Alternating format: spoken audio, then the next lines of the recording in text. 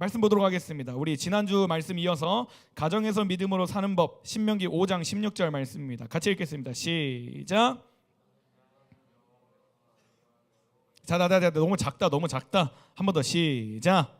너는 명령한 대로 내 부모를 공경하라. 그리하면 내 하나님 여호와가 내게 준 땅에서 내 생명이 길고 복을 누리리라. 아멘.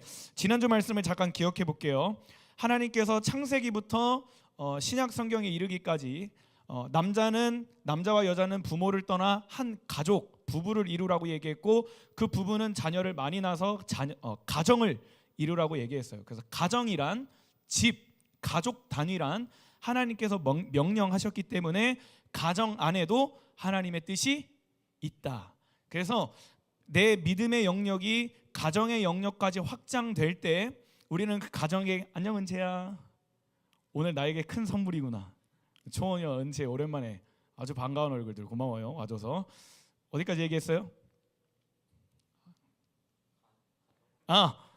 믿음의 영역이 가정까지 확장되어야 우리는 교회에서만 믿음으로 살아요가 아니라 우리의 삶 속에서 하나님이 부어주시는 뜻을 발견할 수 있다라고 얘기했어요. 그리고 지난주에 뭐라고 얘기했냐면, 믿음은 내가 무엇을 보느냐, 무엇을 생각하느냐, 무엇을 듣느냐, 무엇을 말하느냐에 오늘 나의 믿음에 큰 영향을 미친다고 얘기했어요. 그리고 나의 하루를 시작하는 것이 집이고 나의 하루에 끝나는 것이 집이기 때문에 우리는 반드시 집에서 나의 믿음을 활성화시켜야, 믿음으로 집에서 살아내야 하나님에 대한 믿음이 더 굳건해지고 예배할 수 있게 된다라고 얘기하면서 지난주 첫 시간에 뭐라고 얘기했냐면, 부모를 공경해라.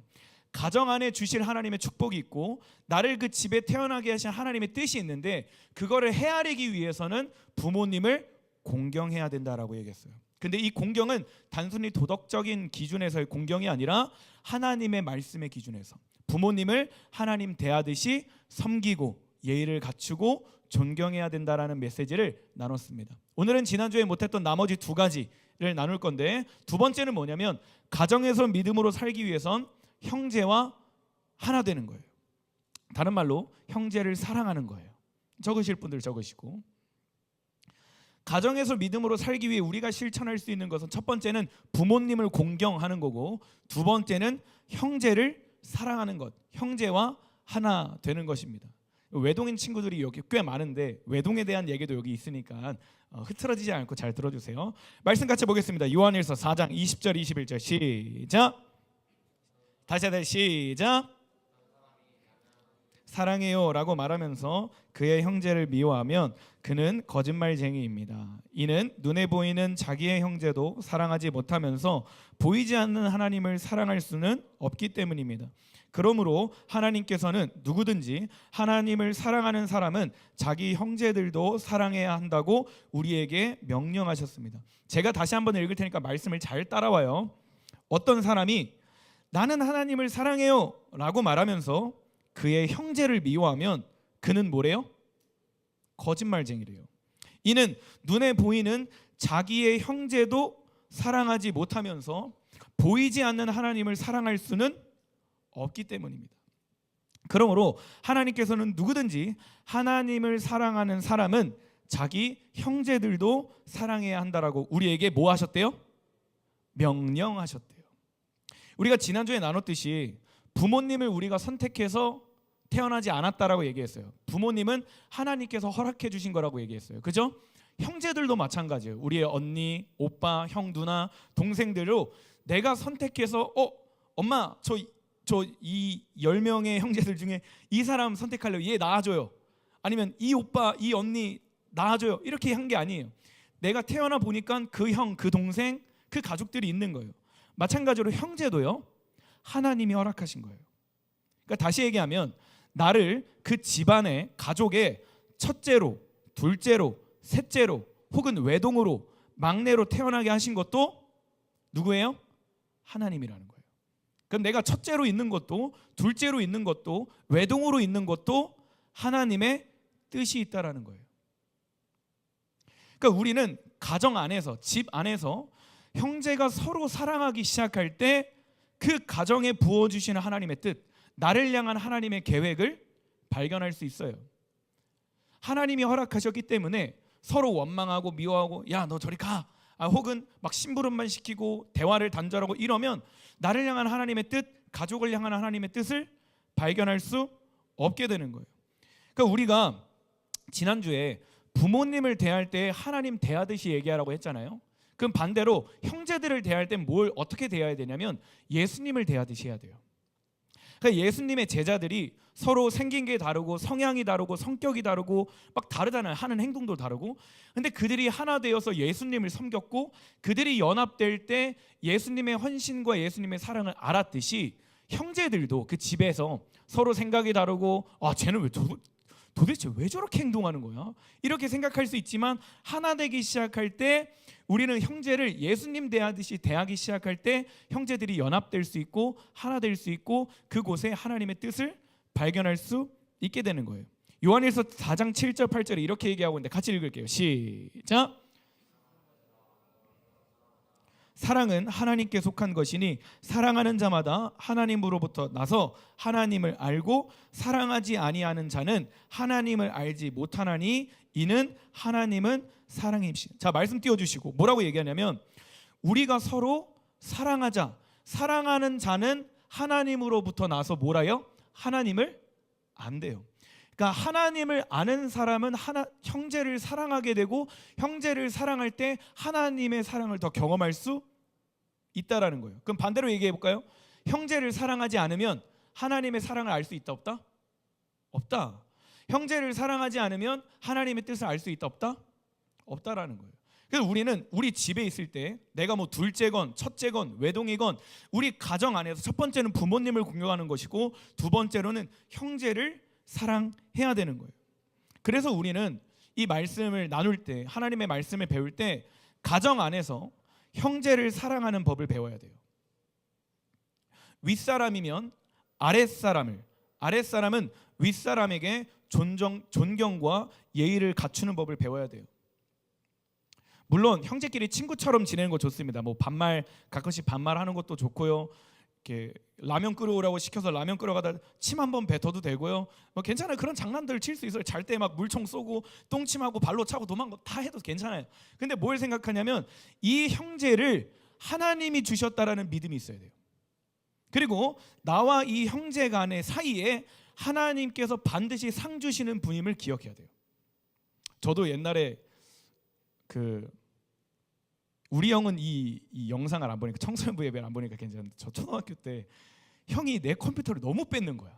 내가 컴퓨터만 하고 있으면 나보고 비키래. 자꾸 발로 차. 그거 내가 안 비키면 컴퓨터를 꺼. 그럼 막 힘으로 막 억눌러서 내 컴퓨터를 뺏는 거야. 그러다 이게 내가 지잖아. 동생이니까. 지금은 제가 이겨요. 형보다 힘이 세가지고.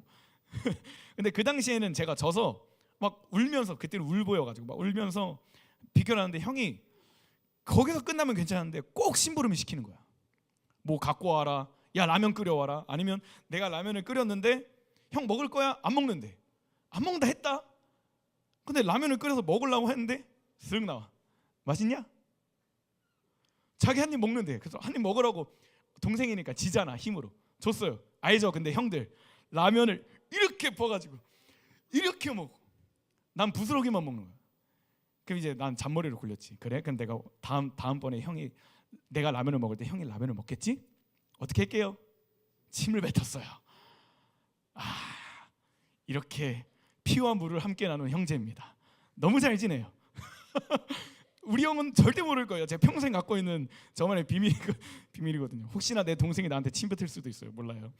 아무튼 친구처럼 지내는 건 좋지만 이 형제를 하나님께서 허락하셨고 하나님께서 보내셨다는 믿음을 갖고 있어야 우리는 형제 간에 연합하는 법을 배우고 성경대로 사는 방법을 배우고 그 가정 안에서 믿음으로 살아내기 시작할 때 하나님께서 깨닫게 하시는 비밀들이 있다라는 거예요.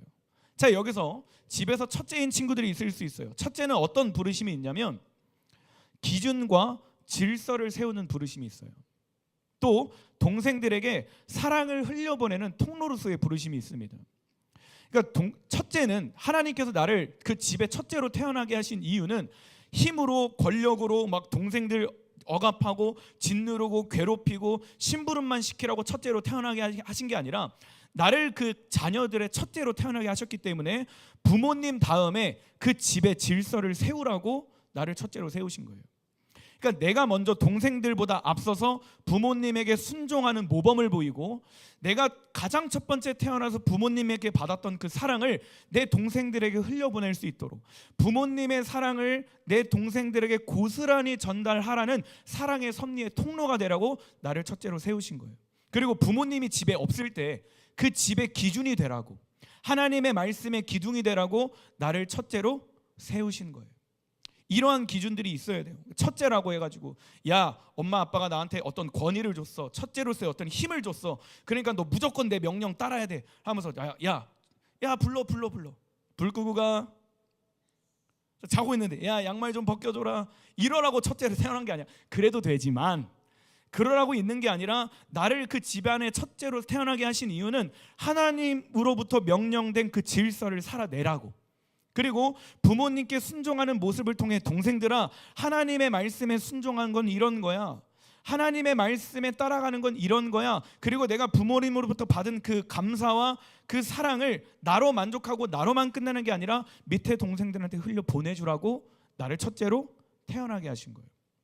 둘째가 있을 수 있죠. 둘째는 어떤 부르심이 있냐면 브릿지의 부르심이 있어요. 형제와 부모를 연합시켜주는 브릿지의 부르심이 둘째에게 있어요. 형제와 형제 사이의 관계를 완충시켜주는 브릿지의 연합이 있어요. 그러니까 하나님과 우리 사람 사이에 인간이 죄를 지어서 하나님과의 관계가 단절됐잖아요. 근데 그 단절된 관계를 예수 그리스도께서 오셔서 그 관계를 회복하셨다라는 것을 기억하면서, 나를 이 집안의 둘째로 태어나게 하신 것은 형제와 부모를 연합시키게 하는 브릿지로서의 부르심이 내게 있구나, 이걸 기억하는 거예요. 그러니까 첫째가 부모와 좀 다퉜어. 의견이 좀 틀어져서 부모님과 첫째의 대화가 단절되고 관계가 좀 깨졌어. 그럼 둘째는 뭘 하냐면 부모에게 가서 부모님에게 마음에 좀 공감도 좀 해주고 위로도 좀 해주고, 언니 오빠들한테 형 누나한테 가서 야, 엄마 아빠가 이런 마음이래, 이런 마음이 들어서 나한테 이렇게 얘기한, 언니한테 이렇게 얘기한 거야, 누나한테 이렇게 얘기한 거야, 그런 얘기를 해주면서 그 집안에 있는 관계를 완충시켜주는 게 둘째의 역할이에요. 그리고 형제와 형제들 사이에 트러블이 있을 수 있잖아요. 막 첫째가 힘으로 막 억압해, 막 눌러. 그럼 동생은 거기서 싹 눈치 봐가지고, 둘째가 눈치 빠른 거 알죠? 그러니까 첫째가 잘하면 저렇게 하면 잘하는구나, 첫째가 혼나면 저렇게 하면 혼나는구나, 이거를 막 어렸을 때부터 보잖아요. 그럼 그거를 괜히 그렇게 시스템이 만들어진 게 아니에요. 둘째는 그걸 발견해서 지금 이 문제 때문에 형제와 부모 사이의 관계가 틀어졌구나, 이 문제 때문에 형제와 형제 사이의 관계가 틀어졌구나, 그걸 빠르게 캐치하고 그 속에서 형제를 사랑하는 걸 실천하는 거예요.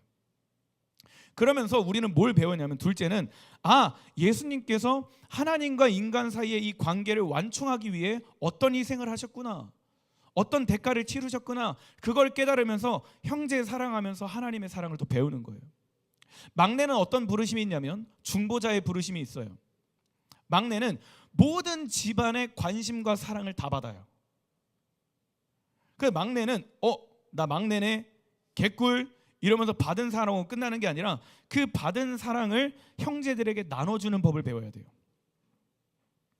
부모님에게 받았던 그 어떤 관심, 사랑을 나로 끝나는 게 아니라 형제들에게 조금 나눠줄 수 있어야 되고, 형제들과 함께 있을 때 받았던 그 관심과 보호를 배워서 하나님이 나를 이렇게 보호하시고 나에게 이렇게 관심과 사랑을 주시는가, 그걸 깨닫고 형제들 사이에서, 가정 안에서 부모에게 그 사랑을 다시 베풀어 줄 수 있는 뜻을 발견해야 된다는 거예요. 그러면 또 하나, 우리 외동들이 많은데 외동은 뭐냐면 연합의 부르심이 있어요. 외동은요, 그 집에 막내들보다 더한 관심사를 받아요. 그러니까 부모님에게 자녀가 한 명밖에 없어서 자녀가 어떤 말을 하느냐가 부모님들에게 굉장히 큰 영향을 미쳐요. 그럼 나를 외동으로 태어나게 하셨다는 건 뭐냐면 내 한마디가 부모님에게 많은 영향을 미칠 수 있다라는 그것을 깨달아야 돼요. 그럼 내가 부모님에게 하나님의 말씀을 전하느냐, 하나님의 말씀을 전하지 않느냐는 부모님에게 있어서 굉장히 큰 영향력이 있다라는 거예요. 그리고 부모님은 어떻게든 그 외동을 위해 자신의 모든 것을 다 갈아엎어줘요. 외동에게 막 옷도 원하고 싶은 거 계속 물어보고 계속 사주고, 원하는 음식도 계속 사주고, 외식할 때마다 항상 하나뿐인 자식들에게 막 의견을 계속 물어봐줘요. 그럼 외동은 그거를 자신의 특권으로 여기는 게 아니라, 하나님이 나를 사랑하실 때 나에게 이렇게 지극정성인 사랑으로 나에게 베푸시는구나, 나에게 말씀하시는구나. 그럼 그걸 통해서 뭘 하냐면 그 사랑을 다시 부모님께 돌려드리는 영향력이 있어요. 그리고 외동은 학교 갔을 때 똑같이 친구들끼리 있을 때, 야, 부모님은 나에게 이렇게 좀 특별하게 대하는데 너는 왜 나한테 이렇게 특별하게 안 해? 이러면서 관계를 단절하는 게 아니라, 내가 이미 부모님한테 받은 사랑이 크기 때문에 학교 가서 그 사랑을 흘려보내주는 나눔의 부르심도 외동에게 있는 거예요. 다시 정리해주면, 첫째는 권력과 어떤 힘으로 동생들을 억압하는 게 아니라 질서와 기준의 부르심이 있어요. 그리고 부모님으로부터 첫 번째 받은 그 사랑을 동생들에게 나눠주라고, 그 집의 믿음의 기둥이 되라고 나를 첫째로 태어나게 하신 거고요. 둘째는 그 관계를 완화시키려고, 부드럽게 하라고 그 나를 브릿지의 역할로 부르신 거예요. 부모님의 마음도 좀 공감해주고 위로해주고, 언니 오빠들의 마음을 좀 위로해주고. 그리고 셋째는 응석 덩어리가 아니라 그 응석을 통해 그 분위기, 가정의 분위기를 좋게 만들어주고 중보할 수 있는 역할이 있는 거예요. 그리고 외동은 혼자 받은 그 사랑을 만족하는 게 아니라 부모님께 다시 돌려드리고 나눠주는 일들이 있는 거죠. 이렇게 얘기하면 여러분 이렇게 생각할 수 있어요. 강도사님, 그거 너무 이상적인 얘기 아니에요? 그 너무 교과서적인 말 아니에요? 저도 알아요. 쉽지 않은 거 알아요. 근데 우리가 쉽지 않게 여긴다고 해서 성경이 변하는 건 아니에요. 다시 얘기할게요. 우리가 이렇게 지금 가정에서 믿음으로 사는 법을 좀 실제적으로 나눌 때 우리는 좀 진부하게 여길 수 있어요. 강도사님, 그거 다른 가정들은 그렇게 안 사는데요? 다른 형제들 그렇게 안 살고, 많은 크리스천들이 가정에서 그렇게 안 사는데요? 집에서 그냥 하나님 없듯이 똑같이 사는데요? 근데 그런다고 한들 성경이 틀린 게 아니라는 거예요. 성경은 너무나 명확하게 말하고 있고, 성경에서는 가정을 허락하셨고 형제를 허락하셨고 첫째와 둘째와 셋째로서의 부르심을 만들어 놓았다라는 거예요. 그러니까 내가 가정 안에서 첫째로서의 부르심을 회복하기 시작할 때, 둘째로서의 부르심을 회복하고 외동으로서의 부르심을 회복하기 시작할 때 그 가정 안에 있는 하나님의 뜻을 발견할 수 있어요. 그러니까 우리는 문제가 뭐냐면, 너무 영적 막 이런 단어를 많이 사용해요.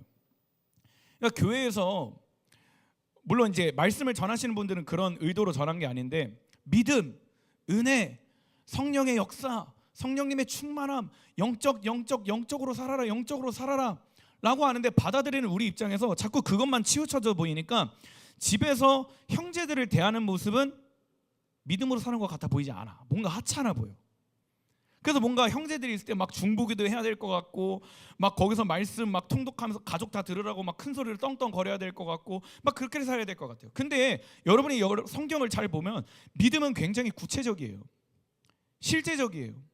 내가 학교에서, 내가 가정에서, 내가 친구들 사이에서 어떻게 살아가야 하는지, 어떤 모습으로 살고 어떤 기준으로 살아가야 하는지 성경은 정확하게, 되게 디테일하게 나타나고 있어요. 영적만 내세울 게 아니라 우리의 믿음은 반드시 삶으로 가야 돼요. 맛있는 거, 재밌는 거, 예쁜 거 보면 내가 갖고 싶은 거 알아요. 형이 이해되지 않는 거 알아요. 동생이 다른 행성에서 온 거 같고 납득되지 않는 거 알아요. 근데 그렇다고 해서 형제들 사이에 벽을 쌓고 담을 쌓는 건 성경적이지 않다고요. 아까 말씀에서 얘기했잖아요. 하나님을 사랑한다고 하면서 형제를 사랑하지 않는 건 말이 안 된다. 눈에 보이는 형제도 사랑하지 않는데 어떻게 눈에 보이지 않는 하나님을 사랑할 수 있느냐. 성경은 너무나 명확하게 얘기하고 있는 거예요. 너 정말 하나님을 믿어? 너 정말 하나님 사랑해? 너 정말 하나님 예배해? 그럼 너 형제들도 사랑해. 정말 하나님이 너의 주인인 걸 알아? 정말 그 가정의 주인이 하나님이신 걸 믿어? 정말 그 가정의 형제들 사이에 하나님이 계신 것과 상 주시는 이미 믿어? 그럼 첫째는 둘째와 셋째를 용서해야죠. 기다려줘야죠. 둘째는 형제들 간에, 가정 안에 어떤 다툼이 있고 분열이 있을 때 완충시켜줘야죠. 형제를 사랑하라고 얘기했는데, 부모를 공경하라고 얘기했는데.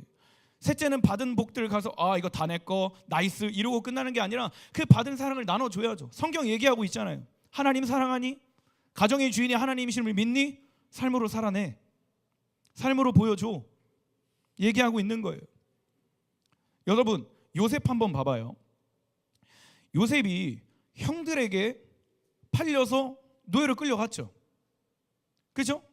근데 형들은 희희닥거리면서 아버지와 함께 행복한 가정생활을 보내요. 동생은 다 팔아버렸는데. 요셉이 그 노예로 팔려갔을 때 얼마나 외로웠겠어요. 그죠? 얼마나 가족들이 보고 싶었겠어요. 근데 그 요셉은 그 가정을 허락해 주신 분이 하나님인 것을 계속 기억했어요. 하나님의 섭리를 계속 구했어요. 하나님의 뜻이 뭐지? 나를 왜 밑에서 두 번째 순서로 태어나게 하셨지? 내가 이 집에서 해야 될 게 뭐지? 나를 내 이 위치에서 나를 향한 하나님의 뜻이 뭐지? 하나님의 섭리가 뭐지? 계속 이것을 묻고 기도하고 예배하고 노예로 팔려가면서 나에게 벌어진 이 상황 속에 하나님의 뜻이 뭐지? 그거를 계속 물었다고요. 하나님의 섭리를 발견하기 시작할 때 요셉이 어떤 행동을 하냐면 창세기 45장 말씀 시작. 요셉이 형들에게 말했습니다. 이리 가까이 오세요. 그러자 형들이 요셉에게 가까이 갔습니다. 요셉이 형들에게 말했습니다. 내가 여러분의 동생 요셉입니다. 형님들이 이집트의 노예로 팔았던 바로 그 요셉이란 말이에요. 하지만 이제는 염려하지 마세요. 저를 이곳에 판 일로 마음 아파하지 마세요. 하나님께서 저를 형님들보다 먼저 이곳으로 보내셔서 사람들의 생명을 구하게 하신 거니까요. 그리고 7절 8절에 뭐라고 얘기하냐면 같이 읽겠습니다. 시작.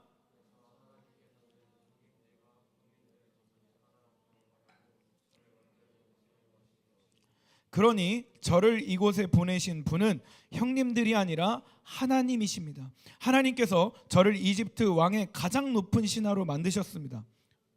왕궁의 모든 일을 제게 맡고 있답니다. 저는 모든 이집트 땅의 주인입니다. 그러니까 모세가 형들을 다시 만났을 때 한 17년, 20년 만에 그 정도 만났을 때 요셉이 형들에게 뭐라고 얘기했냐면 형님들이 자기 앞에 막 무릎 꿇고 두려워해서 자기를 죽일 줄 생각한 거야. 근데 요셉이 얘기하는 거예요. 내가 지금 이집트 땅에 있는 것은 형들이 나를 팔아서 이곳에 있는 게 아니라 하나님께서 나를 보내셨습니다. 근데 하나님께서 나를 왜 보냈냐면 나를 통해 우리 민족들을 살리려고, 나를 통해 우리 가족이 하나 되게 하려고. 이 고백을 어떻게 할 수 있냐면 요셉은 그 집안에 태어났지만 그 집안의 주인이 하나님이심을 기억하고 형제들 사이에서 자기가 밑에서 두 번째로 태어나게 하신 분이 하나님이심을 기억한 거예요. 그리고 자기가 팔려간 그 나라에서도 그 지역에서도 하나님의 뜻이 있는 것이 분명한데, 하나님이 선하신 뜻이 있는데 나를 왜 이곳에 보내셨지? 이거를 묻고 구하고 하나님께 기도하다가 발견한 거예요. 그래서 하나님이 나를 보내신 뜻이 이런 거구나. 이걸 깨닫고 어떻게 해요? 형제들과 있었던 그 분열을 연합으로 바꿔버려요. 원망과 어떤 분노와 화를 누그러뜨리고 그 안에 용서가 이루어지고 하나님의 하나님 되심을 나타내요. 이 요셉을 통해 그 가정 안에 단절되었던 그 관계를 회복시켜 주심을 통해서 요셉을 뭘 깨달았냐면 예수 그리스도께서 하나님과 인간 사이에 화목하게 하신 비결이 이거구나. 예수님의 용서와 예수님의 하나됨과 예수님의 연합이 이거구나. 이걸 깨달은 거예요. 얘들아, 우리는 이걸 볼 때, 성경을 볼 때 그거 요셉이라서 가능한 거 아니에요? 라고 질문할 수 있어요. 근데 아니에요. 이거는 예수님을 믿는 사람이라면 누구든지 가능해요. 요셉이 특출나서 요셉이 뭔가 대단해서 그래서 요셉이 이렇게 할 수 있었던 게 아니라 요셉이 예수님을 믿었기 때문에 가능한 거예요. 예수님의 능력은요, 특별한 누군가에게만 있는 게 아니라 예수님을 믿고 성령 받은 모든 사람에게 부어집니다. 할렐루야. 그러니까 하나님이 내 삶의 중심이면 가능하다라는 거예요. 형제를 어떻게 사랑할 수 있어요? 하나님이 내 삶의 중심이면 돼요. 형제를 어떻게 이해하고 용서하고 하나 될 수 있어 사랑할 수 있어요? 예수님이 내 삶의 중심이면 돼요. 그 마지막 세 번째는 뭐냐면 가정 안에서 믿음으로 살기 위해선 반드시 하나님이 우선되게 해야 돼요. 이게 제일 중요해요. 사실은 가정에서 믿음으로 살기 위해선 첫 번째로 부모님을 공경하는 거고, 두 번째는 형제와 하나 되는 거, 형제를 사랑하는 건데, 세 번째가 가장 핵심입니다. 하나님이 우선되게 하는 거예요. 여러분 한번 생각해 봐요. 그 부모님을 공경하는 건 형제를 사랑하는 거는 예수님 없어도 도덕적으로 충분히 할 수 있어요. 그죠? 굳이 예수님 아니어도 부모님 공경할 수 있고 굳이 예수님 아니어도 형제끼리 사랑할 수 있습니다. 그러나 내가 부모를 공경하는 것이, 내가 형제를 사랑하는 것이 믿음이 되려면 반드시 하나님이 우선되어야 돼요. 하나님이 우선된다라는 건 뭐냐면 나를 통해 하나님께서 그들을 콜링하시고 그들을 회복하실 거라는 믿음이 우리 안에 있어야 되고, 하나님이 우선된다라는 건 뭐냐면 그 가정의 주인이 예수 그리스도이심을 고백하라는 거예요. 이 형제의 주인이 예수 그리스도이심을 고백하라는 거예요. 말씀 같이 보겠습니다. 요한복음 14장 다 왔어요. 시작. 나의 계명을 지키는 자라야 나를 사랑하는 자니 나를 사랑하는 자는 내 아버지께 사랑을 받을 것이요 나도 그를 사랑하여 그에게 나를 나타내리라. 자, 요한일서 4장 19절 읽겠습니다. 시작. 한 번 더 시작.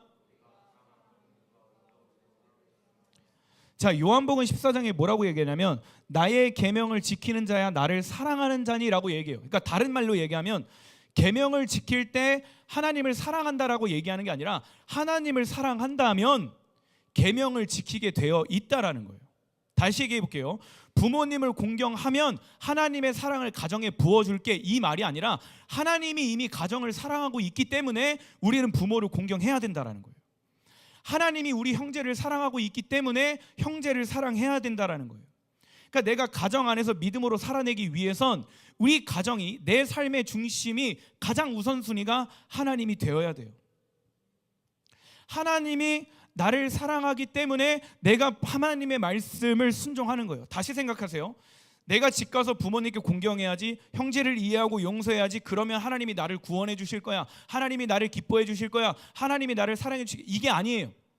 하나님이 나를 이미 구원하셨고 용서하셨고 사랑하셨기 때문에 하나님의 말씀을 순종하고자 하는 마음이 내 안에 들어야 되는 게 정상이라고요.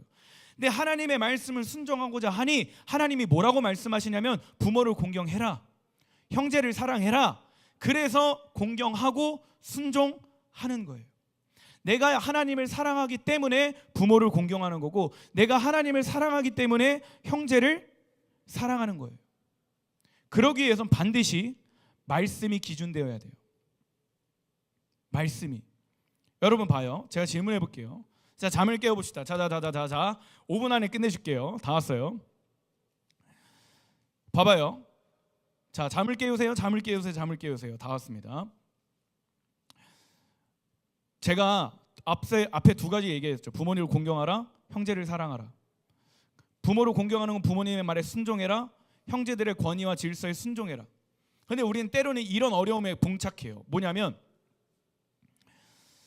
여러분, 만약에 부모님이 그 집에서 비성경적인 가르침을 한다면 여러분 어떤 걸 선택하겠어요? 성경에 어긋나는 것을 형제가 요구하거나 부모님이 요구하게 될 때 여러분은 어떻게 살겠어요? 살아야 할까요? 뭐 여러분의 가정에 여러 가지 모양이 있을 수 있죠. 뭐 형제가 하나님을 안 믿을 수도 있고 부모님이 믿지 않는 부모님일 수도 있어요. 그죠?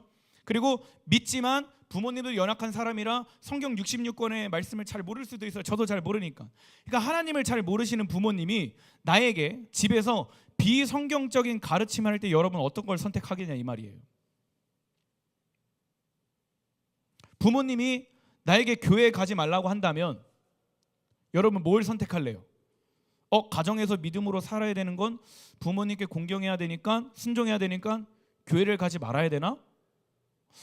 근데 믿음으로 살려면 교회가 우선인 거 아닌가? 뭘 선택해야 되지? 이런 질문을 마주할 수 있다라는 거예요.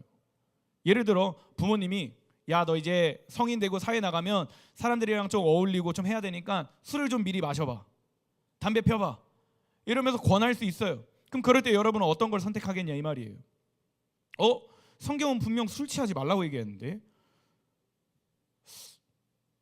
근데 부모한테는 공경하라고 얘기했는데 뭘 선택해야 되지?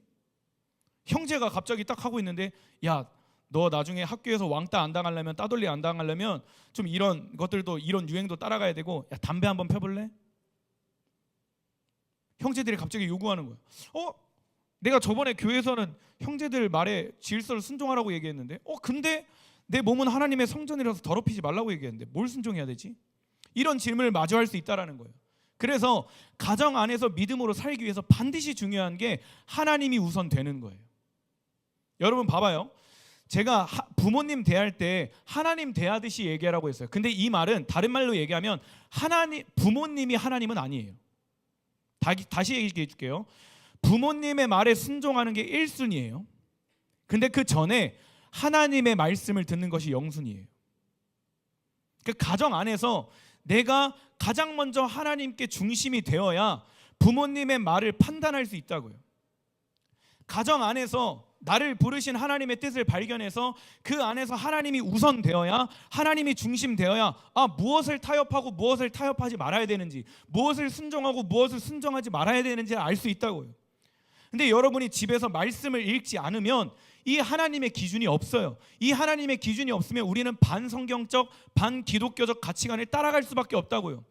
부모를 공경해야 되니까 아빠가 술 주면 그대로 마셔야지.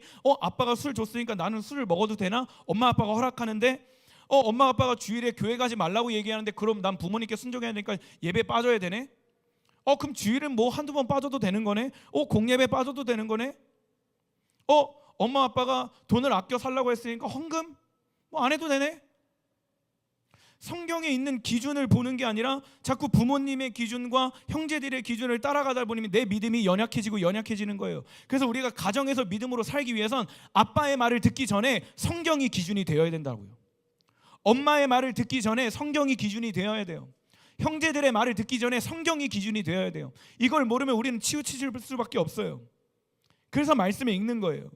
여러분 집에서 아무도 말씀 안 읽어요? 상관없어요. 여러분이라도 먼저 읽으세요. 부모님의 구원이 나의 구원이 되지 않아요.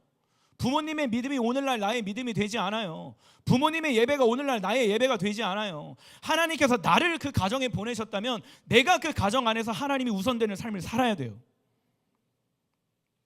하나님께서 나를 첫째와 둘째와 외동으로 막내를 살아나게 하셨다면 그 안에서 하나님이 우선되는 삶을 살아야 된다고요. 아무도 말씀 읽지 않습니까? 여러분이라도 읽으세요. 아무도 그 안에서 말씀을 묵상하지 않아요? 여러분이라도 읽으세요. 그러라고 여러분을 그 자리에 보낸 거예요. 믿지 않는 부모님 속에 나를 보냈어요. 근데 그런 여러분을 이 교회로, 이 예배 자리로 이 말씀을 듣게 하셨어요. 그럼 여러분 회복하셔야 돼요.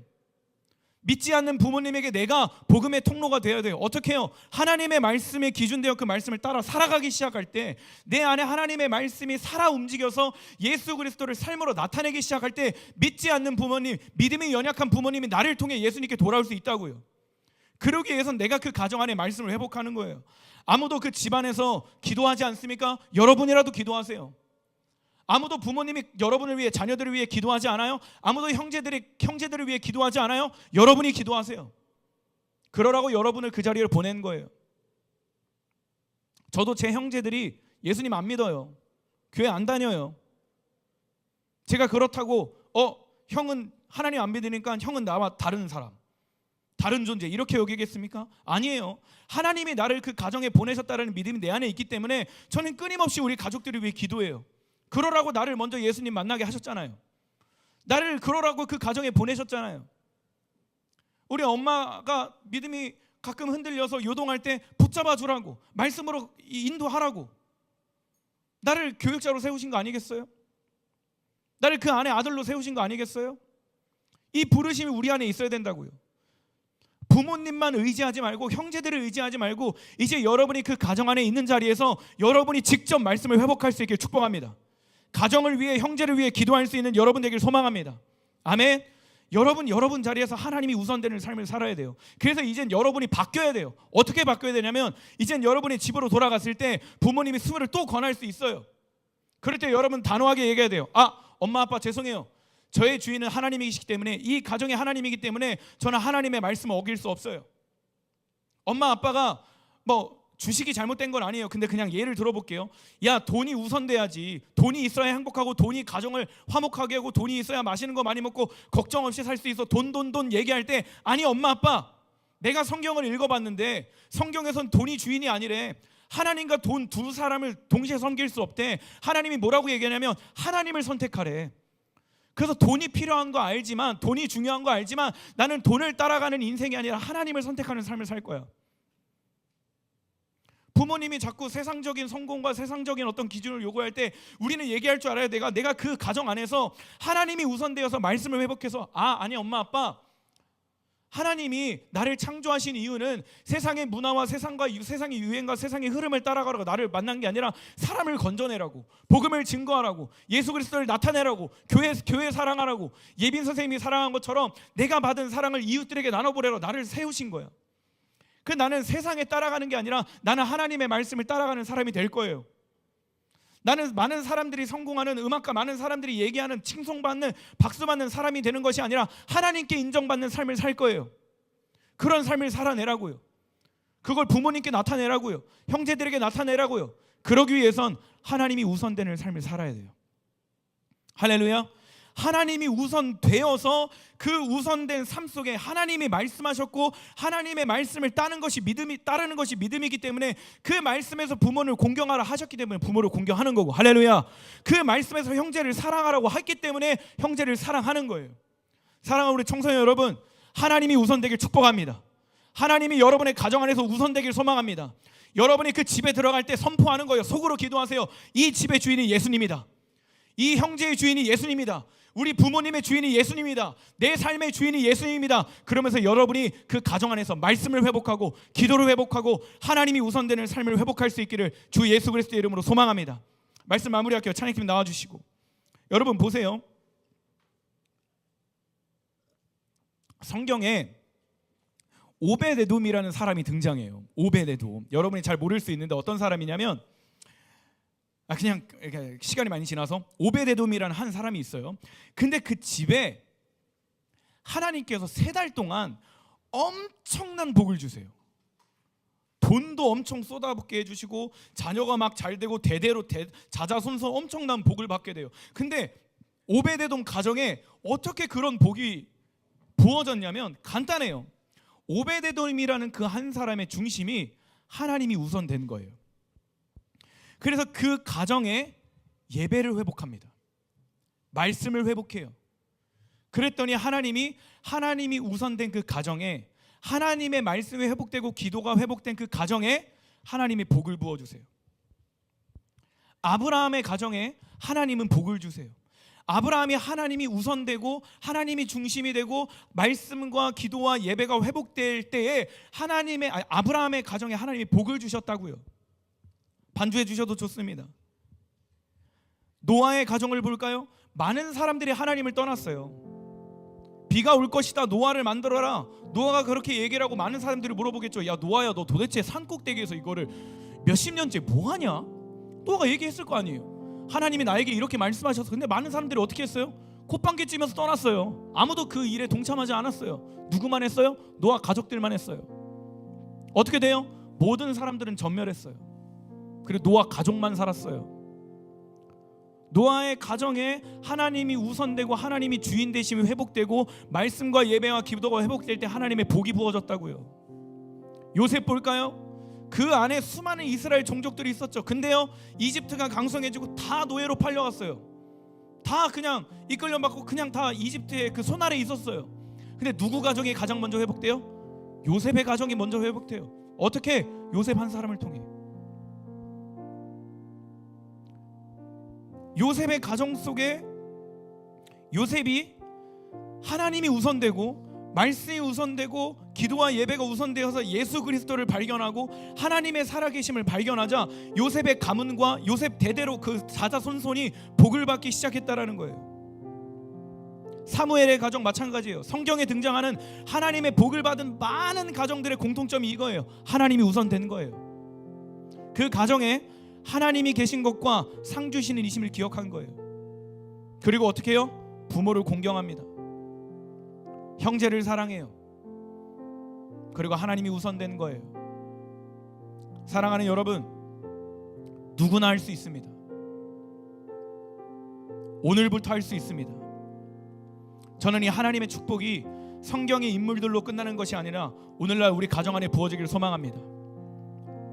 규원이와 인준이와 승준이와 하진이와 이 청소년부 모든 여러분의 가정 가운데 하나님이 부어주시는 축복이 가장 가득 부어질 수 있도록 예수 그리스도의 이름으로 축복합니다. 아멘.